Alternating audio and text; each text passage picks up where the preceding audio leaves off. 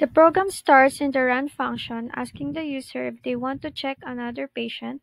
As long as the user answers yes, it collects the patient's name, age, temperature, heart rate, and blood pressure.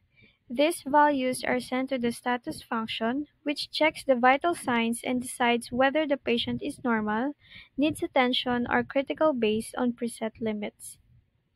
The display function then shows the patient's details and their status.